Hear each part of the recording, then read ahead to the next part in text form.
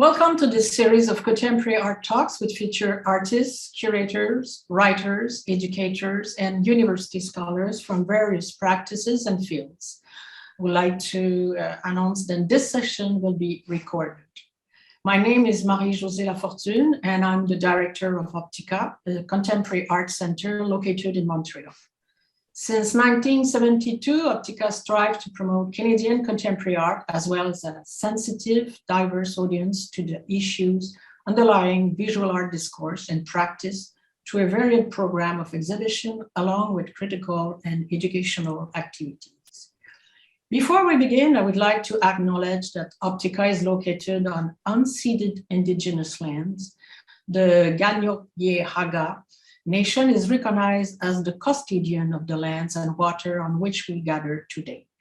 Ojibwe, Montreal is historically known as a gathering place for many First Nations.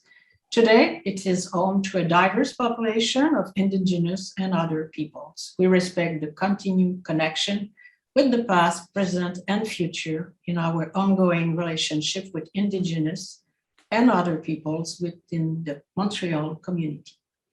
Today, we're happy to welcome artist Gabriela Lo, based in Geneva, Switzerland, who is exhibiting her multi-video installation entitled Performance at OPTICA, and Michele Robecchi, a writer and independent curator based in London, UK. He is also the commissioning editor for contemporary art at Phaidon Press.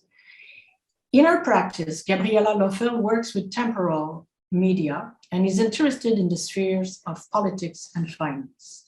At OPTICA, she continues her research, which consists in analyzing the system and structure that govern the representation of realities, which can be called a space of mediation. In her piece Performance, a two-channel video installation, Lo reminds the viewer that the term security occupies a predominant place in the public and private spheres. The term defines a discourse and has become more and more political over the last 15 years with the rise of the security industry and its services. With the assistance of a communication coach and a performer she staged a speech of a CTO of Homeland Security Research Company, which she had previously recorded at a trade fair.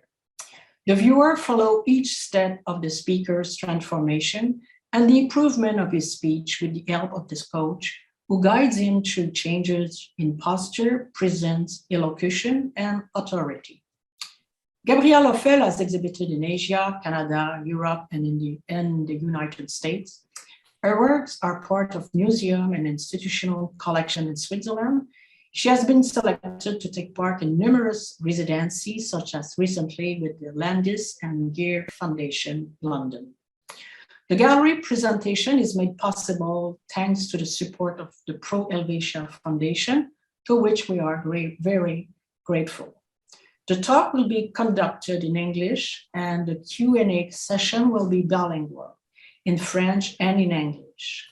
Please keep in mind that we only be taking questions at the end of the presentation, where you will be invited to write them in the chat section.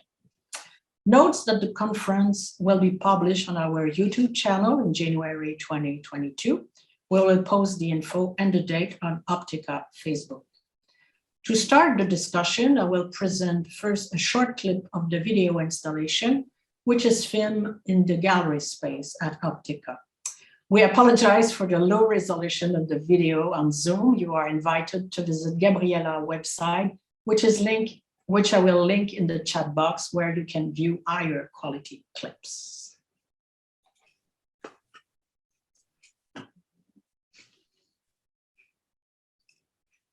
Oops.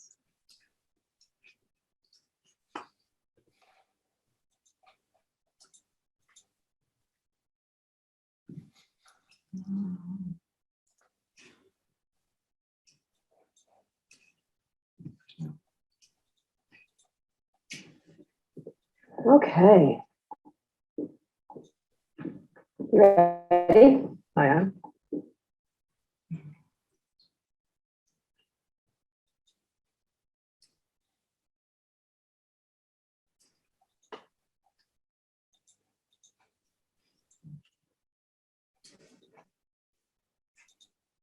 Now, this is an excellent place to be for a couple of reasons. When you're this close to the audience, you're sending a message saying, I'm not afraid to approach you. I'm not afraid to go into the lion's den. The danger, the challenge is that if you're not really turning to the edges, you could cut them off. So this is a great place, and we can use this from time to time. For now, what I'd like you to do is come to the center in the back. So really straight back, where this would be the other very commanding place to be. Probably, yeah, perfect, right about there. So this is good, especially if the room is full and you want to make sure you can connect with everyone with eye contact. Yeah. It's also useful if you've got to come back and point to something on the screen. Yeah. Excellent.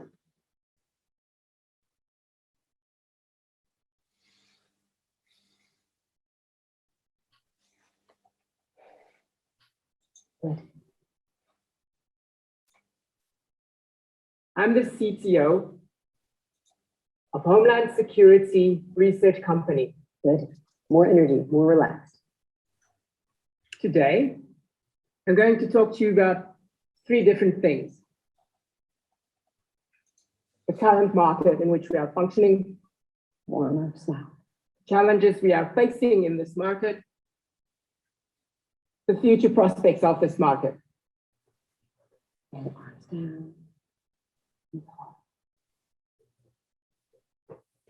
Excellent. Okay, good. Okay. Really good control. You want to keep bringing in more of your personality. Okay. So we go with first. Good afternoon, ladies and gentlemen. We open that session.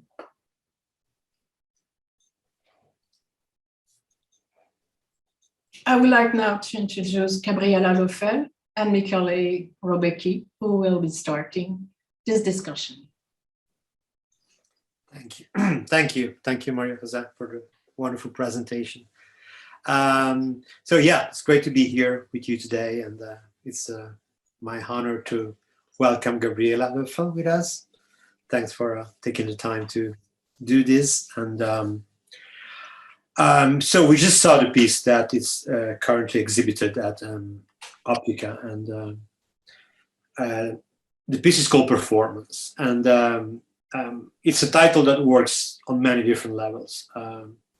It reflects both on the intrinsic nature of the piece, which effectively consists of a performance in front of a camera, but also it's about how the performative aspects of a public presentation can be improved through coaching. So there is a duality here about the meaning of the word performance within a corporate context and an art context. And I guess my first question to you, Gabriela, would be to tell me more about the driving force behind the realization of these projects. Mm-hmm. First of all, just I would like to warmly thank you, Michele, for being here to have this discussion together. It's great. I'm very happy about it. And of course, a huge merci to the whole OPTICA team also to just make this exhibition possible. Marie-José for this great collaboration, even if everything was complicated in distance, only on screen, it was just great. And at least also especially thank you to Samuel who installed the piece at the end. So perfect, thank you. And your first question, Michele, I think the starting point was I think the interest or just the continuation of my researches before about political elements and issues in this very large field of security. I think that was really the main motivation to go inside this very large field. And I then started to research about events also from this industry, especially fair trade, trade fair events. And it was quite quickly evident that this kind of events for professional, for so-called insiders are everywhere more and more, and there are quite a lot of this professional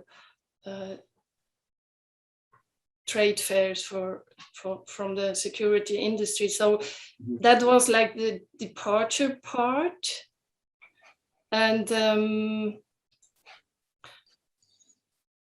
the second part, so I went to this fair, and it's not the first time I do this kind of research, visiting, investigation in fairs, but I went there and I came back with quite a lot of recordings, audio recordings, also pictures, and I then moved or switched a part of this material to a public speaking coach.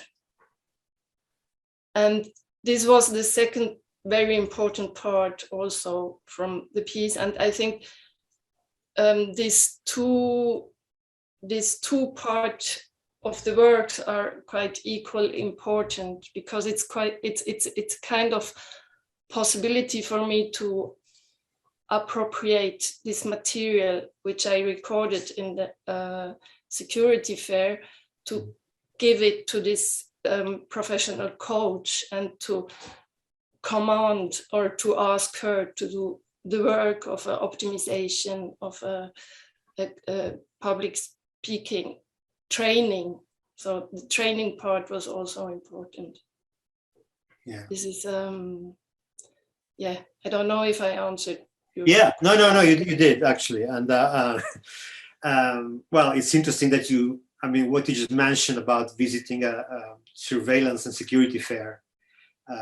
It's really interesting, because it means that, the piece touches indeed on a very sensitive socio-political issue, as security and surveillance are. And yet, when I was looking at the piece right now, I was just reminded that it's interesting how this conversation takes place in front of multiple cameras, which is so it almost introduces like a paradoxical element, if you like, within the whole discourse. And I guess my question is if this is something that you factored while you were making the piece, or was it more like a consequence in relation to what your practice normally is about? You mean the multiple cameras? Yes. On Yes, a piece about surveillance in front of multiple cameras. Okay. Yes. Okay. I often work with multiple cameras. Yeah. And for different reasons. The first is very technical. It means, as I'm not work with actors, or it's not an acting process or moment, it's something happened in front of the camera. It's not repeatable. It's like a unique moment. And so to have two cameras, it's just a possibility to secure, to have enough material at the end. So right. That's the technical part. But then, of course, there is the content, which is very important, because the format at the end, if I have a multi-channel installation, it's because of the content also. And it means that it's of course, it's something very evident, is that about all this question about this very complex field of political and economic issues in the context of security industry, it's important to talk with different voices, to have different angles, to have different perspectives. and to not just close it with one single channel and to answer like with one voice. So to have these different screens or different angles, it's very important to just open the space of questioning. And in this case, it was quite interesting because they work on a stage without audience. Right. So the audience is like absent. Mm-hmm. And they train for this absent, it's a training for an absent audience. And at the actually during the recording moment, it was clear that the camera take the place of this audience. Right. Because the camera is actually like the incarnation of the future public too. So it's quite impossible for them, because my order to them was like, you don't act, it's not a theater, you don't act, you just have to do your work without acting. Forget about the cameras. And of course, that's impossible, of course. And that's for me exactly also an interesting space. I call it like something in between space. It's not, we are not in a fictional language, but we are also not in a documentary language. So for me, this very small and complicated space, but very interesting space, it's in this area where I like to work, and also to ask about this context, or what does it mean, a language of fiction or a language of documentary, because it's clear I created this situation. It's not a documentary situation, it's clear. At the same time, something so-called real happens in this created space. So it's also a little bit of doubt and disturbing what I'm like to do with these different languages. It's interesting what you were just saying about the fact that it's not fact, it's not fiction, it's neither. It's something that you have created. It's like a third dimension. And I guess that makes me wonder how do you select your collaborators for those pieces? Because obviously they need to be comfortable with that kind of setting that you create, that you put them in. Yeah, that's one of the important things. I mean, the first part of my work, when I go to a security fair and I record some CTOs talking about the research, I'm not interested in if I never ask the permission. I take, because it's like a public moment, and I record stuff. But then when I do my own translation with this material with other people, it's always the most important thing is that these people have to be comfortable with the situation. And for performance, it wasn't so easy to find a coach, because it's a sensitive topic. So I first had a contact with an American coach who works in Geneva, and she was quite interested, but at the end she was like, no, it's too sensitive. I have some clients, and if they know that I work about the topic of this in a quite experimental way, it's not possible. So it takes always quite a lot of time to find these people, and also these people were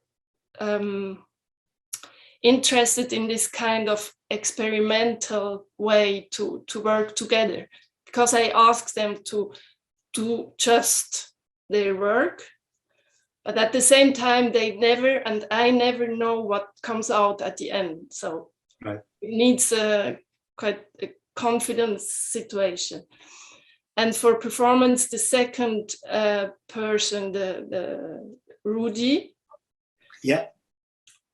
I also first contacted some other people. It was important for me that it is not an actor, and it's really, I needed someone who was really was interested to learn about how to speak in front of a public, because I wasn't interested to do an acting or a theater.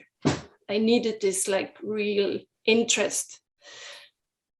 So I first contacted some person, but it was also quite quickly clear that it's a kind of danger, because one of them was in a very difficult situation as a director, and he wanted really to learn to speak better in front of people, but he was so afraid about the idea of a stage that at the end for me it was no, it's too much risk to have at the end like a psychodrama with someone who is not used to be on a stage in front of camera. So there is also I needed something between, not an actor, but not someone who will just make like a personal cries and become very uncomfortable, and because that's not my discussion. So I had very lucky that Rudy, who is a dancer, was really interested. He told me when we met the first time that he was quite often as a dancer in a difficult situation, that he needed to learn to speak better in front of the public, because he's a dancer, but more and more he needed also the voice and the language. So it was a good combination of both, someone who need to learn something and someone who is comfortable with cameras and with a stage and with the body work too. So right. Yeah. No, it was a very educational moment for me too. When I watched the film, I will never seek permission to ask a question again. I would just say, I have a question. It was. Let's go back for a second to what you were saying earlier on about space, because I think it was really seems to be playing a very pivotal part within your practice, your relationship to space. Because right now, when I was watching the film again in the setting of OPTICA, in the installation view, I realized that you essentially create two spaces, one within the film and one within the actual gallery exhibiting space. It seems like space is an actor too, in a way. It's kind of the protagonist of the common thread, if you like, between the two. Is that a correct assumption? Is that the space is an actor too, you say? The space plays a crucial role in the sense that you have two separate spaces, one within the work and one within the setting of the exhibition. Of course, the space in it's almost like a mirror effect, like a reflection of the or an expansion, if you like. First the space inside the piece is quite important, of course, especially in performance, where is this symbolic conference space without audience. It tells something very important about the content, who is allowed to be on a stage, who is allowed to be heard or to speak, who is that. So it's the space is already like a statement or a questioning about this the content. And then often, maybe not all the time, but often the exhibition space is also a part of the how to say, when I'm editing the material, the video and the sound, from the beginning, I'm thinking about the exhibition space, because often often also I work with multiple, as I said, with multiple screens, and the space is very important. So from the beginning, I have to think about the space of the exhibition, and it becomes like one more layer with which I can edit the piece. So it's like a 3D editing with the exhibition space, in which the public is quite important, because there is a movement of the spectators. He can go around. It's like in the off-screen, another work where it was quite important, the space, and the screen became like a sculpture, and then enlargement of the video, also of the pictures. So for me, it's like to have one more level to edit the material is the exhibition space. Right. And how to put these pictures together, and what kind of rhythm I can install between two walls or between the whole space, or do I need screens inside the space? All this is a possibility to say something more, or to ask something more, and to integrate also the spectators in this process. But sometimes there are also just two screens and something to sit comfortable and to have headphones, and it's not always immersive. I don't think that bigger is better. It depends really the content. Yeah. Well, there's another piece you made a couple of years ago called Inside, which is about it's the result of your investigations into what art-free ports are in Shanghai and Geneva. And to go back to what you were just saying about space, it's interesting that it's all the main topic of the work is a space that you never get to see. I tried hard. I know you did, and you weren't allowed, but then you were able to make the best out of it, in the sense that you don't get to see exactly what the art-free port is like, but you can't think about anything else. It's like, this kind of Godot presence within the work. Yeah.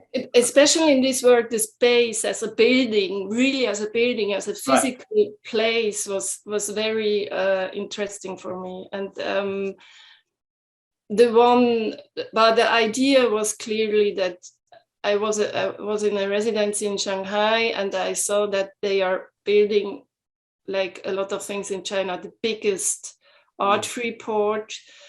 And for me, it was very interesting quickly, because the model of art-free ports are just some minutes from my place here in Geneva. So to connect this residency with the place where I live was also a possibility for me to just keep the view to something in which I'm connected in, to not do something about China or about China economic system or something else about this others or exotical view, but to really to speak about something where Geneva was the starting point, and now we have these different buildings in the whole of the world. And the one in Shanghai was in construction. So that's also something I'm very interested in, when the building is just it's not finished. So the art pieces are not inside. It's just in construction, and it's a very raw situation, and just this absurdity that it wasn't possible for me to go inside this construction building, which was empty, just some people working there, and that was the starting point. And then to relate this, to connect it with Geneva, where I found myself with the same situation. Of course, it wasn't possible to go inside. And then was like a very long development. At the end, I was like, okay, I have to build my own free port. They don't let me inside, and that's why I turned myself to 3D design and virtual reality, and it was, yes, with all these different levels. At the end, it was quite a long process to have this video installation. But I forgot your question. No, that was it, exactly. No, it was about the space and how you, and how fascinating it was that you were able to build a piece around the space that you don't actually get to see, but the presence of the space is very much felt. And well, I guess that brings me to an aspect that to me seems to be central within your practice, which is the research part, or the investigation part, if you like. You just mentioned before that the starting point of performance was your attendance to a security trade fair. I had no idea such thing existed, so I had to document myself. And yeah, when you I mean, how, because attending a fair, obviously there's a lot of information going on. There's a lot to take in. I don't know for how many days you were there, how many hours, but presumably there was a lot to to register and to familiarize with and to concentrate on. So did you have a clear picture in mind of what you wanted when you decided to visit the event? And how did you select it? I mean, how did you start building the piece from there? You mean the vision before I go there? I mean, once you went to visit the security fair, how did you go on about it? No, it's not a clear. I have a clear idea. No, I don't have a clear idea what I want to find, because I need. It's just for me. And I never know in advance if at the end I will have like a product or something. That's not the important part. Why I need to go to these events or to these places is just because it's a very strong opportunity to work on my research about political and economic zones, about this security, or also for other works. It was also I also visited some fair, because these moments, these so-called events are clearly made, just organized for insiders. There is no public, as I said before, and that's very, very interesting for me, because suddenly you see something becomes visible, which is very political, and because it's a place where geopolitical and economic tendencies comes together, and they discuss together, and it's something is just so clear, and even the design of the stand is says a lot about this industry, about the focus of this industry, about the researches, what kind of researches are made, what kind of techniques are coming up, what kind of countries or delegation of countries are visiting these fairs, what kind of companies are present. So all these signs are telling a lot of political realities. And so I don't know what I will do, but I always I go there very well prepared. So it means I receive in advance the official information and material, the program, so I can create my own program for, in this case, it was a 2-day fair. So I went there for 2 days, and I really organize every day, and I check what conference I want to see. Sometimes I do some interviews with people there, and that's quite curious because it's never a problem. These people are so happy if they can speak in front of a camera, and they never suspect a critical position because it's an insider event. And that's very interesting. The first time I went to this military fair, I was quite nervous. And I think the biggest shock for me was that nothing was hidden. Everything was like, of course I speak to you, of course, because there is no critical position inside. And I think that was the biggest shock for me, to just realize that they are not afraid about a camera or because at the starting point, I was like hiding a little bit my cameras and like a detective, or no need, you can go there, you have all the information. But this security fair, it was a little bit complicated because it's a security fair. It wasn't possible to have access maybe by back doors, or so I was a little bit forced to have a official entry. And so I for the first time, I associate myself with a journalist and with a camera woman. We went as a little team there, and because normally I make these visits alone.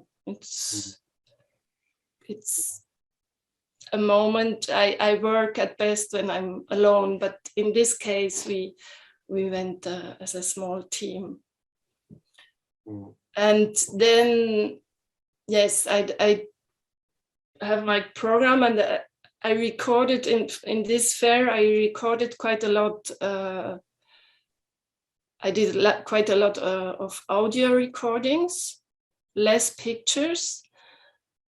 And often is it when something comes up or happens, which I could probably use later for shifting to another translation or to another part and do a piece with it. It's quite quickly clear at the moment when I'm listening to this, like in this work, when I remember when I listened to this CTO of the Homeland Security company, I was so surprised to have a important person, a director from a huge company,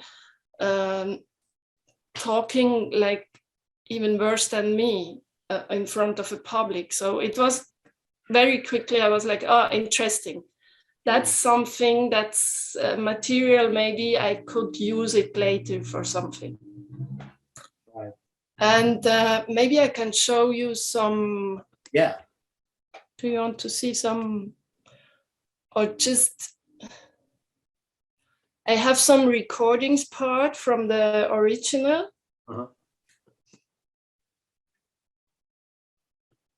From the CTO. And because his speech was 20 minutes, and for performance, I didn't use all the 20 minutes. So there are some parts, they are not in the video. Right. Like this one. So accelerated technology adaptation in the non-security market, non-security one, which is pretty conservative, affects our industry. Now, everybody knows that technology is a force multiplier in armies and so on. In our case, it is a force multiplier for the good guys, for us, and for our enemies. They use all those things, which are off-the-shelf technologies and services, in a very clever way, especially with those smart officers that actually run the tactics of ISIS. The second thing which I want to show you, the disappointment which we had, that since 9/11, we have no transformational homeland security or public safety developed. All the developments which we had were spiral developed. For instance, the computerized tomography system, which does baggage or checked baggage screening, was developed in this town by Mr. Hounsfield, or Sir Godfrey Hounsfield, 1972. And what we have here in airports is only a spiral development of those technologies. Okay. Well, yeah, that doesn't sound like a very persuading persuasive speaker at all. But you know, you heard it. He said it. The good guys like us. So for me, this us. Who is Right. this us? We are what we are talking about. You know this, and that's exactly because it's this kind of insider event. You know, they are sure they are only us. The others are not here, and that's for me. That's a very complex and interesting place to start my questioning. Absolutely. No, it's really interesting, and it's also very topical, I guess, because I was reading recently that the NISO group, which is an Israeli security company, they had to defend their modus operandi after being blacklisted from the U.S. government, and they were their defense was very, very similar to what you just to this sound bite you just played to us. They said something about that. They have. I mean, essentially, they were trying to justify their practice by suggesting that there is an ethic in place. Like, we terminate contracts with government agencies that misuse our product. Yeah, but it's too late for that. Or, we have the most rigorous compliance to human rights program, but it's really hard to verify, these statements. And especially when it comes to selling spywares. But I think it's really, it's almost like an oxymoron to have an event where people are talking about surveillance along those lines, us versus them, who is, we are good, they're bad. Mm-hmm. And sorry, this is not a question. I was just following more what you were. Yeah. It was just based on what you.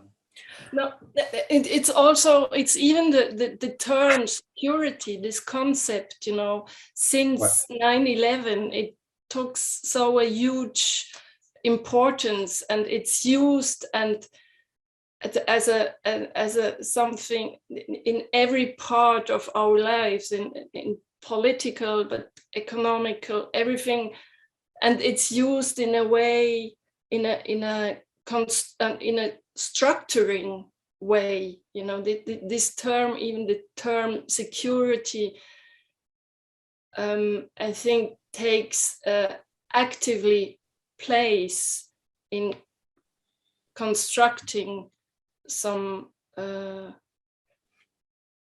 political interests. Everything is like the excuse, or the explanation is because of security.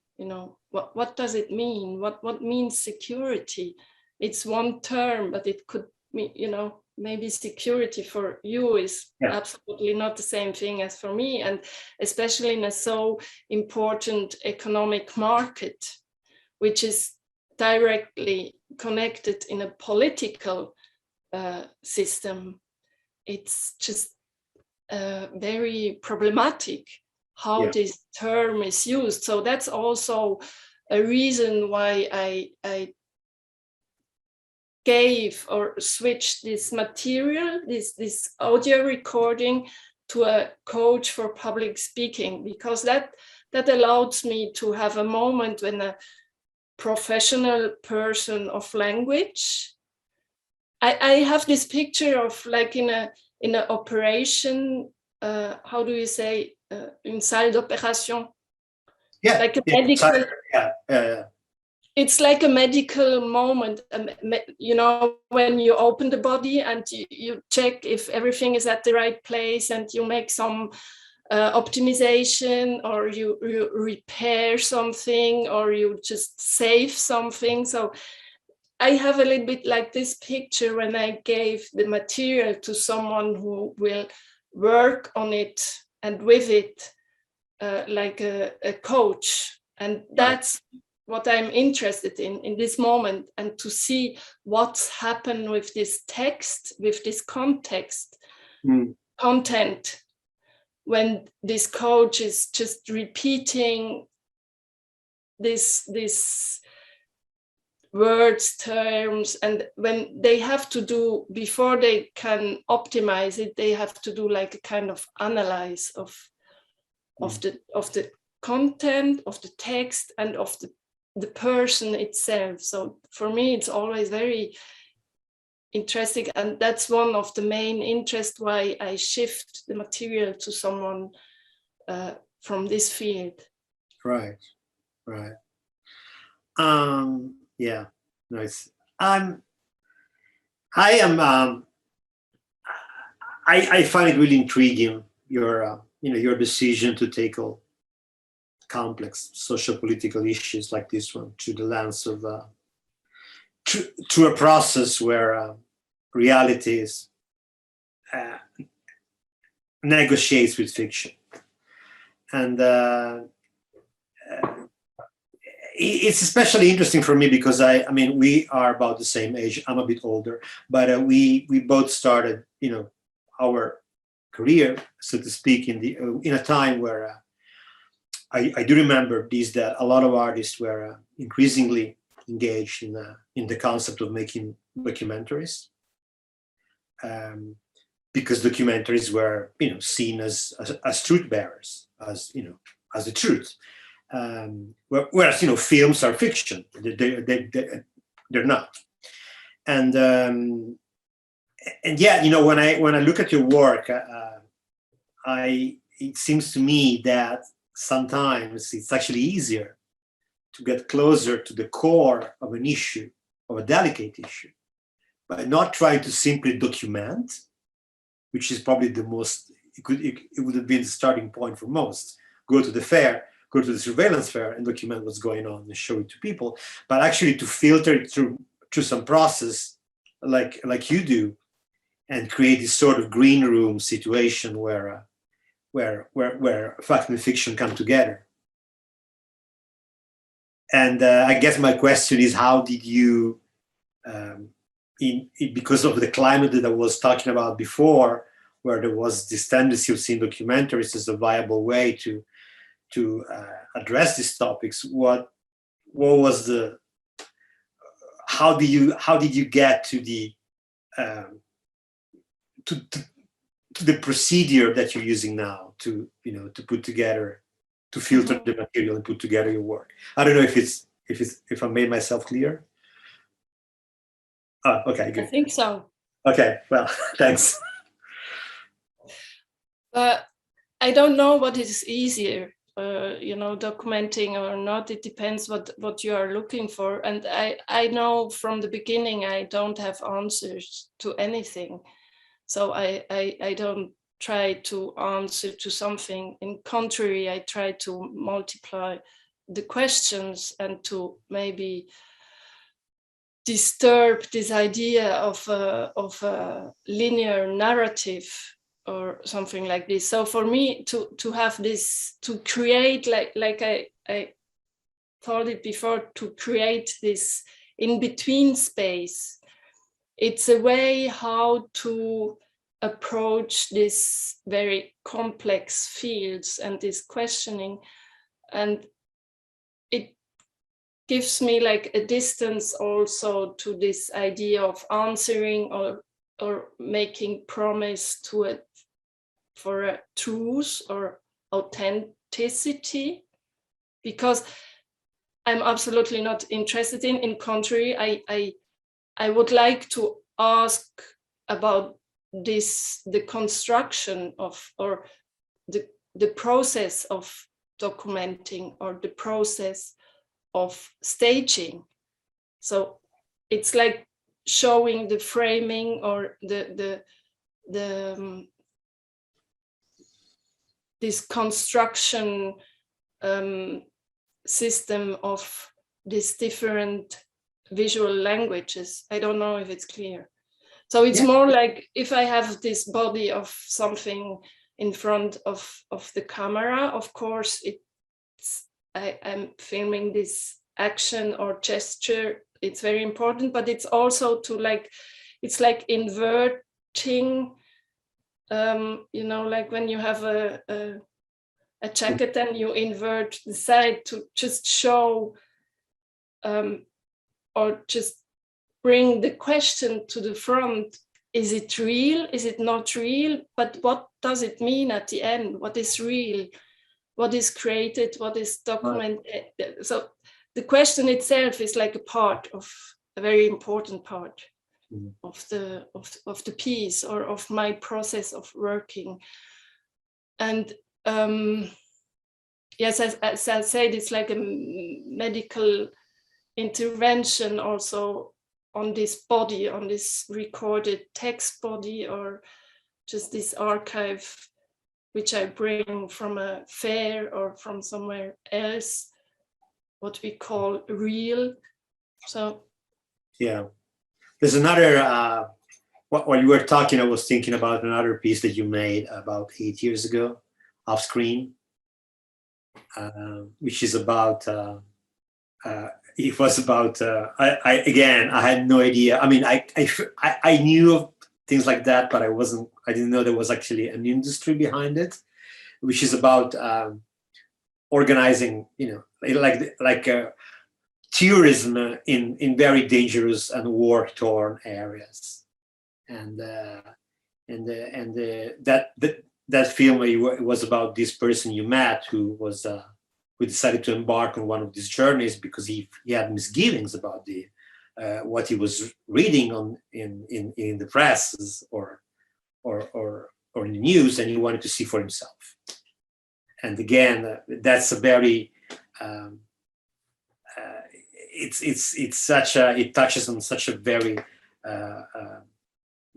bizarre but also interesting way of seeing or perceiving reality, or the perception of reality. mm-hmm.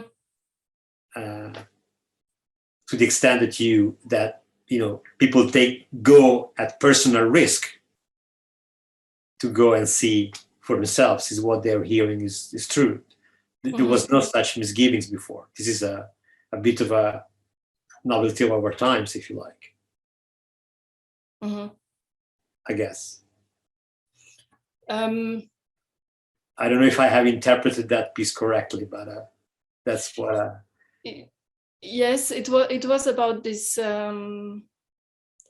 this need, or this question, or this research about real situations. And I guess I don't know now, this industry, this tourist black. There is a term, they call it black tourism. Tourism for where you go to war zones or crisis zones in crisis. And I guess the last 2 years, it's a big change for them, I think.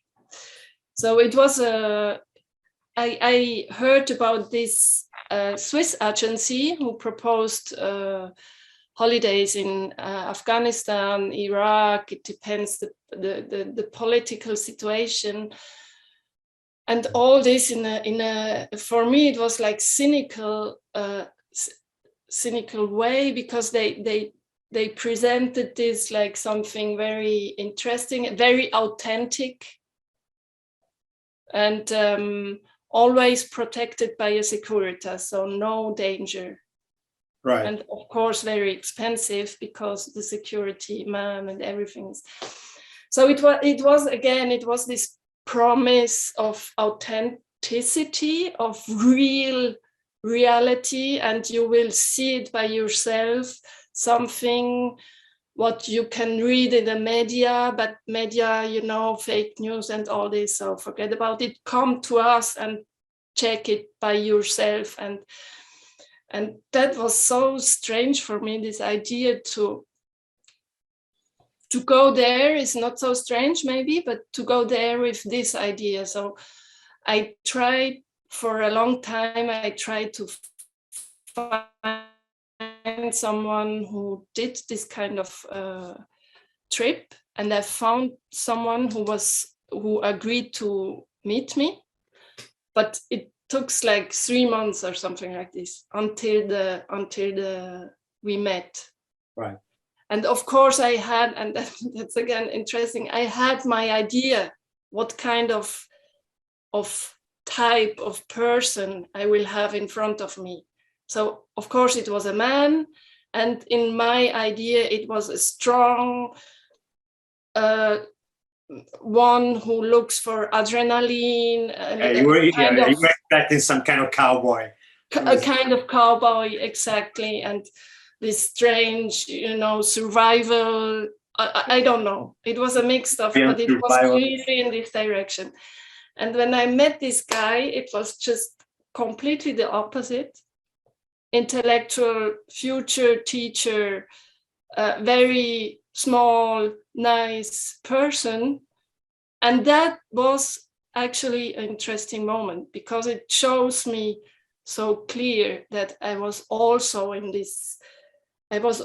formatted by a lot of visual ideas, and who is making this kind of trip. So it was first of all like, check, you too, and come back. And that was one of the moments when I realized, okay, I want to do something with this material.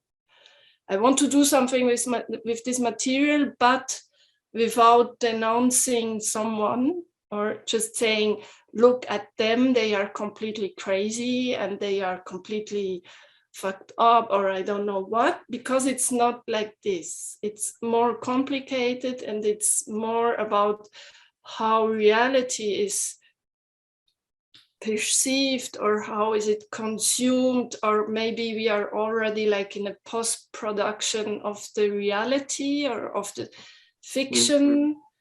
So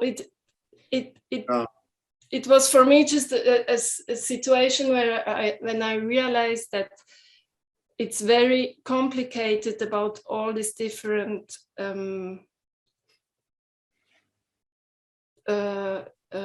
tools or translation of reality to deal with this. And what can we say if so? It was interesting for me to just go out of this stereotypical idea. It was very important for the piece, because it wasn't possible to propose this black and white idea and to just say, look at them, this view of the other. It's very important in my work. I always need to bring it back and just say we are all a part of the systems, and actively and inside, because there is no outside.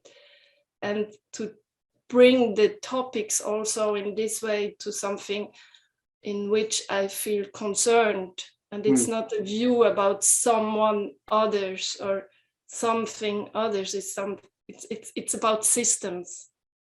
Right. I don't know if Wow. Actually, when I was, the first time I saw Off Screen, I was reminded of when I went to Belfast for the first time, because there is black tourism there too, and they brought you to see the places where the trouble started, where they built the Titanic, where the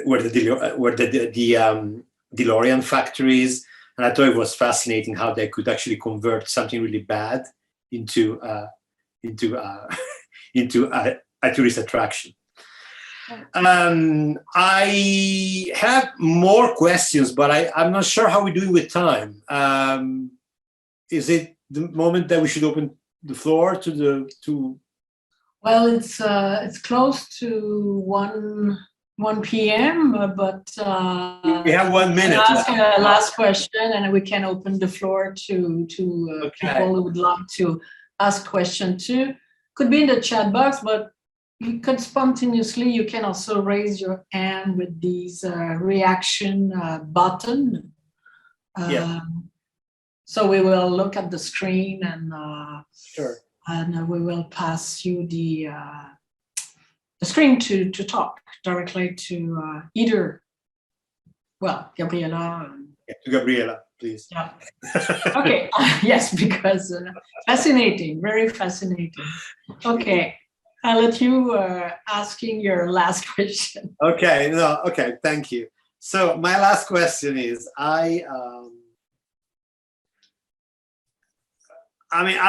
it's a little tricky because I don't want you to spoil the magic, but I was wondering, do you rehearse before filming With with the actors? protagonist. Like in the case of performance, which is the piece that we're talking about at OPTICA. No. Optima. Do you rehearse beforehand, or you just film on the spot? I just filmed. Of course, we had some meeting and I explained them and we talked a lot. Uh-huh. And also the coach and the protagonist, Rudy, they met. So that was important. But then it was complicated because it was a very short day for shooting. And it was just starting at 8 in the morning and finished at 5 in the afternoon, and that's it. No, because I don't want acting, Right. If I start with and it would be like not right, to train before. And did it ever happen that you filmed and then you reviewed the material and you had to scrap everything and do it again? No, not everything, because I work with a very great camera woman, which is just sitting there also. Oh. And so I know from the beginning I will have very great material. But then, of course, because I'm not working with a cinema budget, it's always reduced. I always have to do like compromise and deal with, at the end, technical problems. But when you have like the last work, you saw it in London, Michele, I came back with 30 hours of material.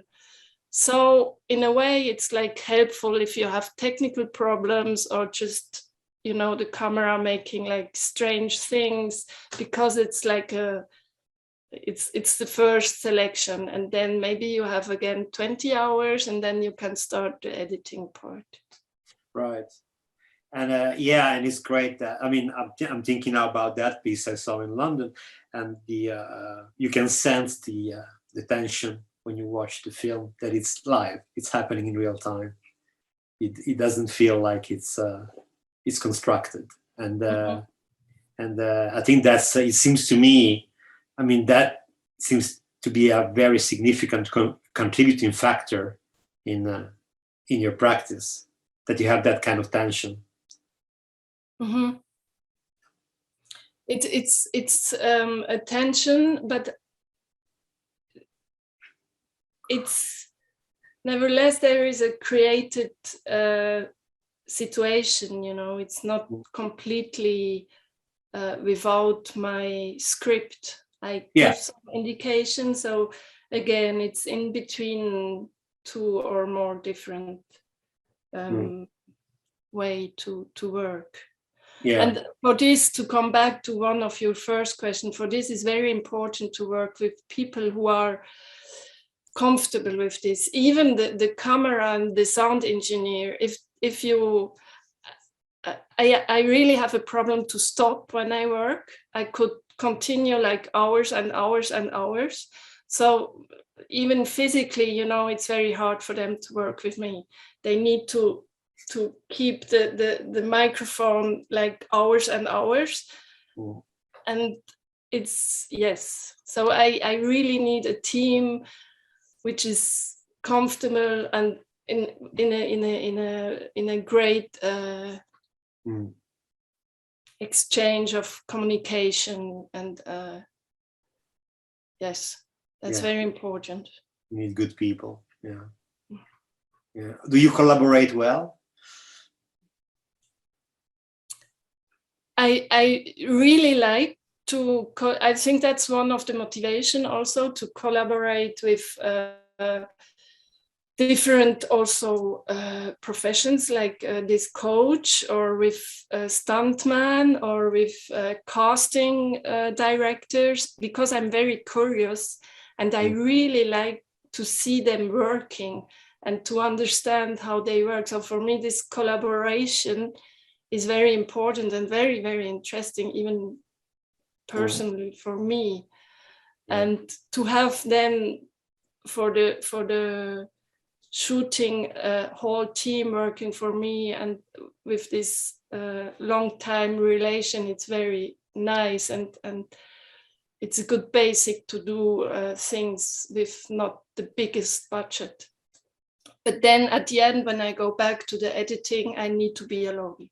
Then Exactly. it's really... yeah, that's where I was going with this, because I remember when I came to see you in your studio that I had the impression that yours was a very solitary activity. You in the editing bay, in the dark with your screens. But then, of course, that's the second part. The first part is actually teamwork. Yeah. And I'm depending completely from this team, but then the editing part, when you visited me, I was completely in this autistic moment, without contact to the real world. So and that's really great. I like this moment. It's my preferred moment. No, and I was very grateful that you let me in, because I know that that's a very delicate stage in the process when you are editing. So it was very brave and very kind of you to let me see what you were doing. But it's always like coming out from the sea. You jump into the sea, you have months or weeks of editing, and then you come slowly out of it and you start to show it to some close, interesting people. That's this delicate, sensitive moment. Yeah. So, okay, so sorry, that was more than one question, but I hope it's okay. Continue. We could go on all night. So I don't know if anyone else would like to ask anything, or if you're happy for me to continue. So I don't know if someone from our public would like to ask a question to Gabriela. As I said, you could raise your hands or just write your question in the chat box. Don't be shy, as you can see.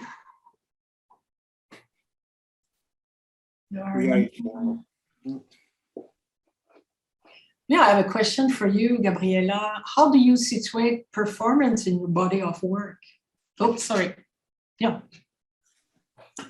You say about the other pieces. Yeah, and the other pieces, because you have a very cinematic pieces that you produce, like Michele referred to, setting and off screen, isn't it? Off screen, yeah. That Which you are always someone who become a narrator to interpret something from another person. Again, sorry. I said in the way you work, as I understand more, that someone becomes the narrator and will interpret the discourse of another, and from source of material that you record or you ask for a testimony, or depending of.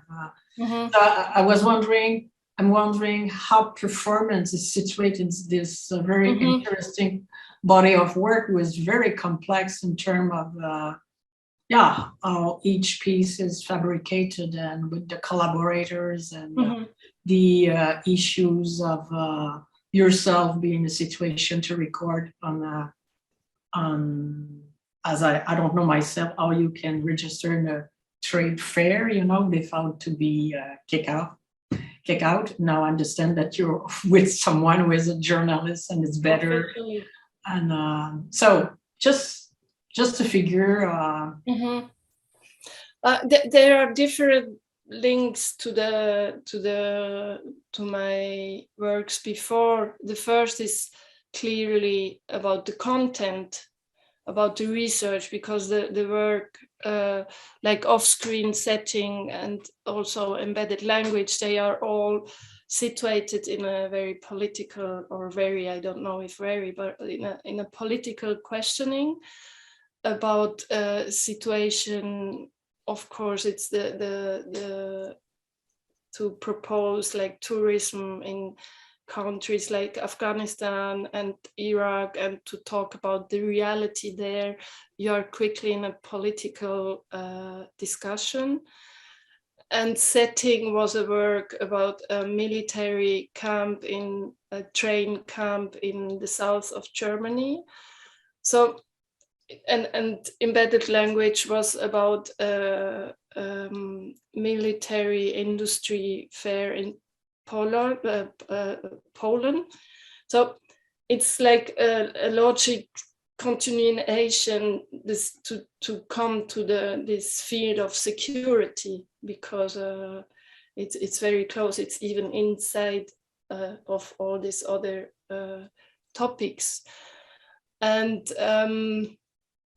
the work with the coach was also, as I said, it's about language and how is the work of professional people working in the language field.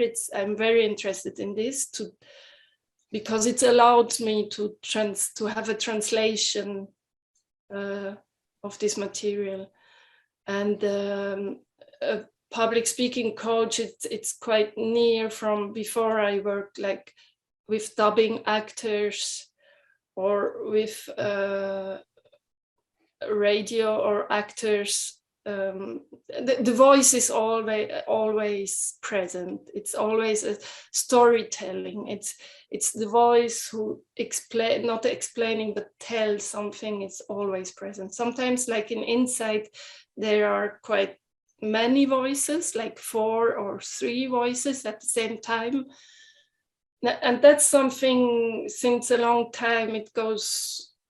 It's always in a way present. I don't know if I answered. Oh, totally. Do we have other questions?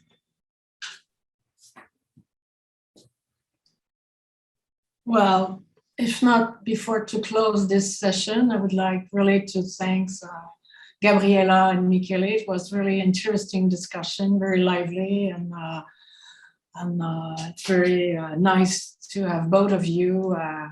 Even with this distance, to be part of this discussion in Montreal and elsewhere too.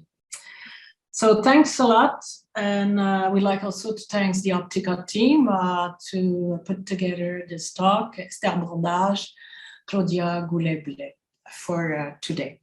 So, and thanks for all the people who join us for this discussion today. So, we'll see you. Well, as a reminder, as I said, you will be able to listen again this talk in January 2022. Thanks a lot. Thank you very much. Thank you to be there. Thank you, Marie-Josée. Thank you, Michele. Thank you, Gabrielle. Thanks, everybody. Continue. Thanks, Esther.